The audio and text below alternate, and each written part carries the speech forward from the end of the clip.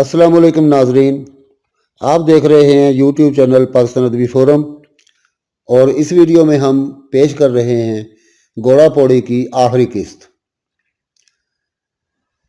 तो चलिए शुरू करते हैं आज की वीडियो।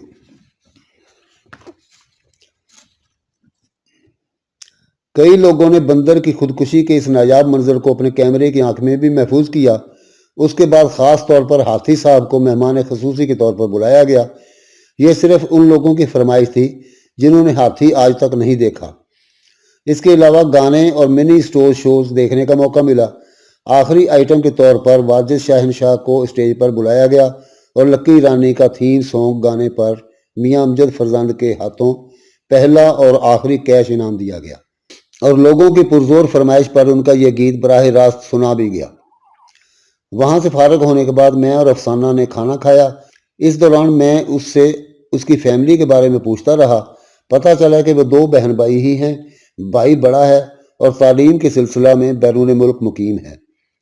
वालिद साहब जिम्मेदार हैं और अक्सर ज़मीनी दौरों पर रहते हैं। आजकल भी वो इसी सिलसिले में कहीं गए हुए थे। मैं घर में काफ़ी बोर हो रही थी। सोचा कि क्यों ना मेला देखा जाए। मैंने अपनी ख़ास सहेली नूर बरी को साथ लिया और अम्मी से इजाज़त तलब की, जो थोड़ी सी कोशिश के बाद मिल गई। हम लोग घर से तैयार होकर मेले के लिए निकली। जब हम यहाँ पहुंची तो देखा कि नूर बरी का कज़न अपने दोस्तों के हमरा मेले में ही मौजूद था। उसने दूर से ही हमें देख लिया था और दोस्तों से कोई बहाना करके हमारी तरफ आ गया। नूर बरी इसी वक्त उसके साथ घर चली गई और मैं इस बड़े मेले में अकेली रह गई। तभी आप पर नज़र पड़ गई और बाकी कहानी में आप भी मेरे साथ शामिल रहे हैं। इसने मुख्तसर वक्त में अपने माजी पर रोशनी डाली। इसकी बातें मुझे काफ़ी अफसानवी मालूम हुई।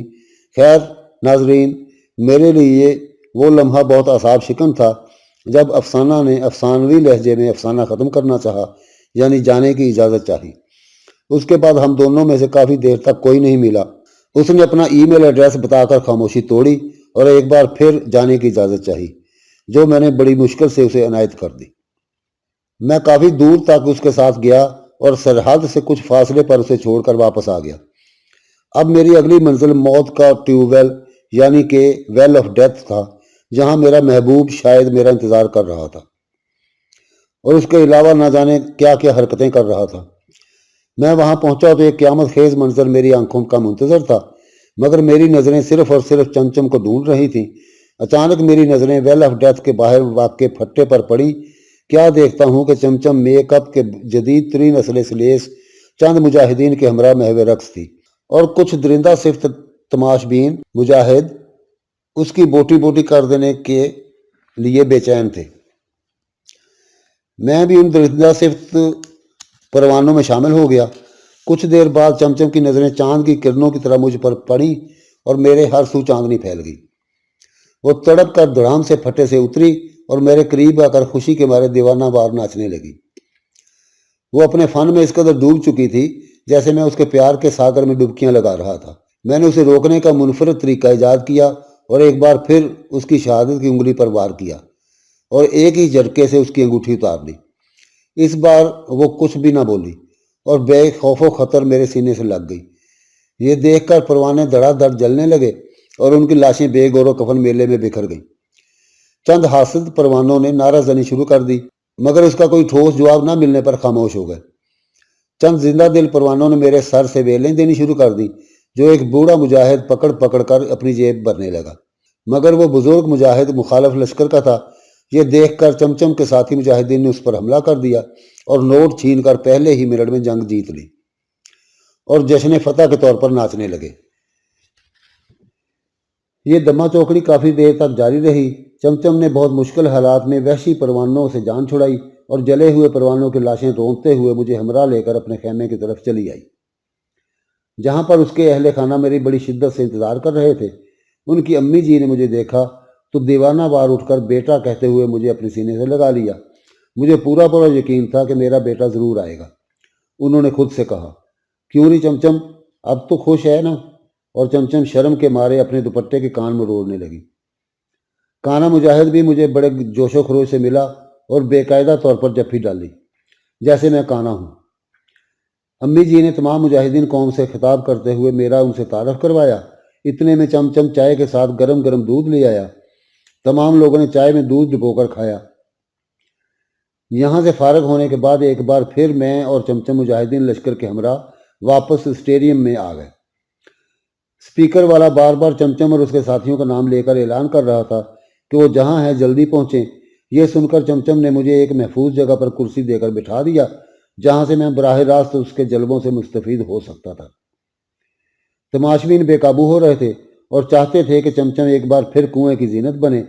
चमचम एक बार फिर बाकी मुजाहिदीन लश्कर के साथ मौत की इस वादी में उतर गई, जहाँ हर तरफ मौत ही मौत बिखरी हुई थी।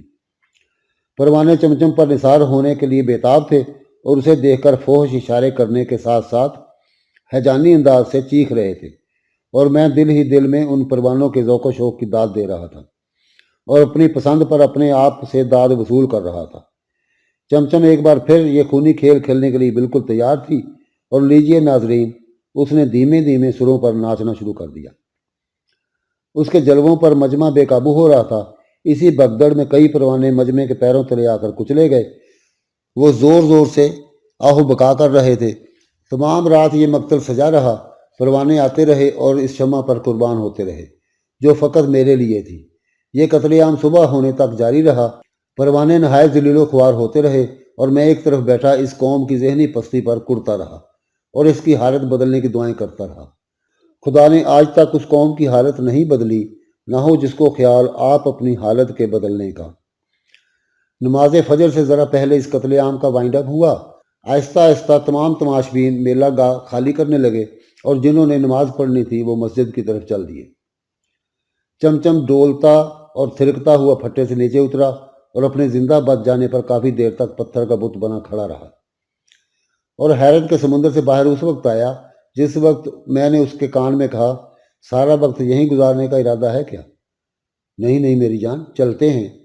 और हम लोग एक दूसरे के हमरा अपनी खैमा गाह की तरफ चल दिए। अजान फजर की आवाज़ मुबारक मेरे कानों में पड़ रही थी और मुझे अपनी तरफ खींच रही थी। मैंने खैमे में पहुंचकर इजाज़त चाही, जो थोड़ी सी जिद के बाद मिल गई।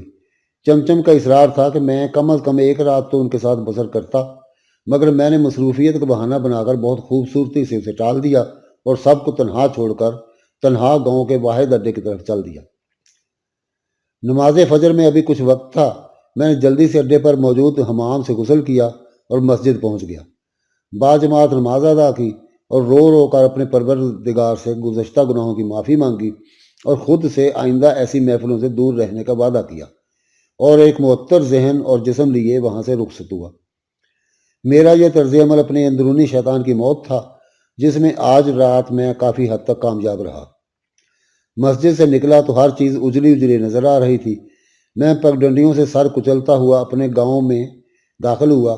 मुझे अपना गांव भी एक नई जगह मालूम हो रहा था, बिल्कुल ऐसे जैसे कोलंबस ने पहली दफ़ा अमेरिका देखा था।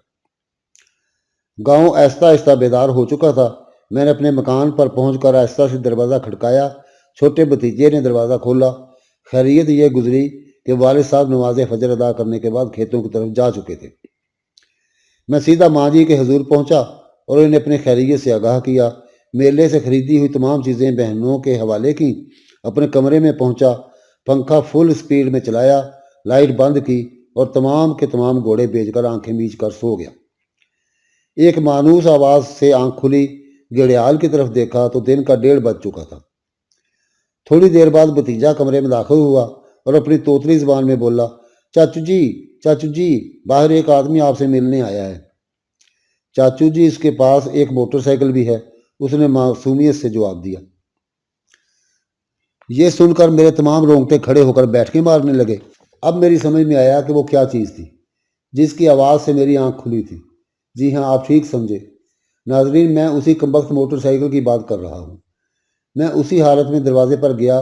कारीगर मुझे देखते ही दरवाजे की बगल से बरामद हुआ और मुझसे बगलगीर हो गया, और मैं दिलगीर हो गया। मैंने उसे मोटरसाइकिल को ताला लगाने का कहा और उसके बाद उसे लाकर ड्राइंग रूम में बिठा दिया और घर वालों को नाश्ते का ऑर्डर देकर बाथरूम में दाखिल हो गया। अच्छी तरह गुस्ल करने के बाद कपड़े बदले, नाश्ता किया और कारीगर के हमरा घोड़ा पौड़ी लेने के लिए उस्ताद मोहतरम की तरफ रवाना हो गया। अभी हम रास्ते ही में थे कि अचानक मुझे ख्याल आया कि घोड़ा पौड़ी तो पप्पू के पास है। لہٰذا ہم نے پپو کی دکان کا رخ کیا۔ وہاں پہنچے تو ایک موٹا تازہ تالا ہمارا منہ چڑھا رہا تھا، لہٰذا دوبارہ استاد محترم کی دکان پر جانے کا ارادہ کیا۔ وہ دکان پر ہی موجود تھے، بڑے اچھے طریقے سے ملے۔ میں نے سارا واقعہ بیان کیا اور کاریگر کا تعارف کروایا۔ پوچھنے پر معلوم ہوا پپو تو ابھی یہیں سے اٹھ کر اپنی دکان پر گیا ہے۔ میں نے استاد محترم سے اجازت چاہی، انہوں نے حالات کے پیش نظر اجازت دے دی اور ہم لوگ ایک بار پھر ریلوے روڈ بصیر پور سے سٹی روڈ گوشت مارکیٹ پہنچے تو پپو اور اس کا بھائی ضیاء دکان کھول ہی رہے تھے۔ ہم نے آنے کا مدعا بیان کیا، مفت میں چائے کے پرخچے اڑائے، ایک عدد گدھا گاڑی کرایہ پر حاصل کی گئی اور گھوڑا پوڑی جو پچھلے کئی دنوں سے میرے اعصاب پر حاوی تھی اس پر لاد دی گئی۔